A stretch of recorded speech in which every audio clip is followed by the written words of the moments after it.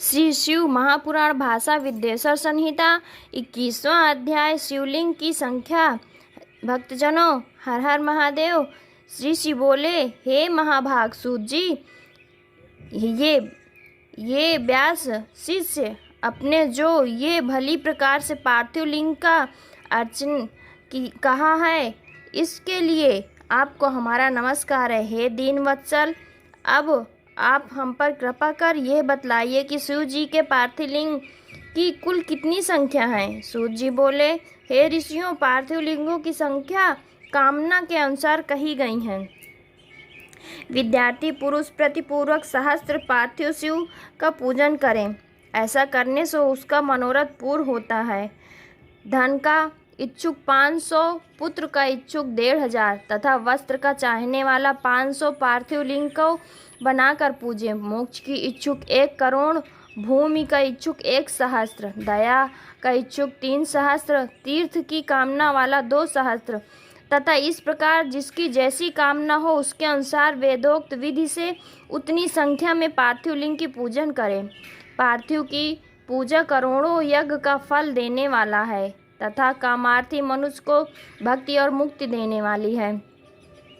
परंतु जिसका समय बिना लिंग पूजा के ही व्यतीत होता है, वो महान द्रवत्त तथा दुरात्मा है और उसकी महान हानि होती है, क्योंकि एक और सब दान और विधि प्रकार के व्रत तथा तीर्थ नियम है और यज्ञ है तथा एक और लिंग की पूजा है। कलयुग में और लोक में तो लिंग पूजा ही श्रेष्ठ कही है, इसके समान दूसरा कुछ नहीं है। यही शास्त्र का नियम है। मुक्तिदाता लिंग अनेक आपत्तियों से बचता है। ऐसे नित्य पूजने वाला शिव जी की सामुज्य मुक्ति को प्राप्त करता है। शिव नाम मय लिंग की पूजा महर्षियों तक को नित्य करनी चाहिए।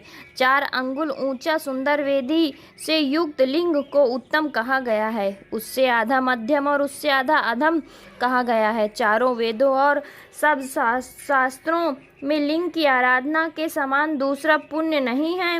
वेदान को उचित है कि वो सब कर्म जालों को छोड़कर नित्य एक लिंग की ही पूजा करे, क्योंकि लिंग का अर्चन करने से संपूर्ण स्थावर जंगम जगत पूजित हो जाता है। संसार से तरने का इससे सुंदर उपाय दूसरा नहीं है। ब्राह्मण, क्षत्रिय, वैश्य, स्त्री तथा अन्य सभी जाति को शिवलिंग की पूजा करने का अधिकार है। द्विजों को वैदिक मार्ग से पूजा करनी चाहिए, अन्य मार्ग से नहीं। दधीचि, गौतम आदि ब्राह्मणों के शाप से दग्ध चित्त वालों एक उनके वंशजों को, जिनकी वैदिक कर्म में श्रद्धा नहीं है, जो वेद स्मृति के कर्म का अनादर कर दूसरे कर्म का आचरण करते हैं, उनके संकल्प नहीं प्राप्त होते। उन्हें चाहिए कि वो उसी स्थान पर त्रिजंगमयी अष्टमूर्ति का पूजन करें। पृथ्वी, जल, अग्नि, वायु, आकाश, सूर्य, चंद्रमा और यजमान, ये 8 मूर्ति पूज्य हैं।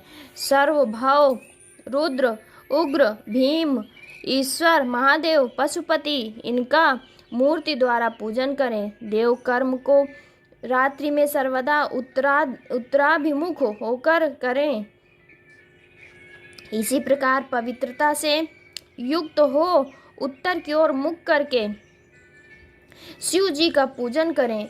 शिव जी के आगे पूर्व को न बैठें और शक्ति सहित दक्षिण को न बैठें और ना ही पश्चिम को बैठें, क्योंकि उत्तर को ही बैठें। साथ ही भस्म और रुद्राक्ष की माला तथा बिना बेलपत्र के ज्ञानी जन शंकर का पूजा न करें। शिव जी की पूजा में भस्म न मिले तो मृत्तिका से ही ललाट पर त्रिपुंड लगा लेवें। हे भक्तजनों, शिव जी की पूजा और शिव जी का लिंग उत्तर मुख करके ही रखना चाहिए और आरती, उनकी पूजा उत्तर मुख होकर करनी चाहिए।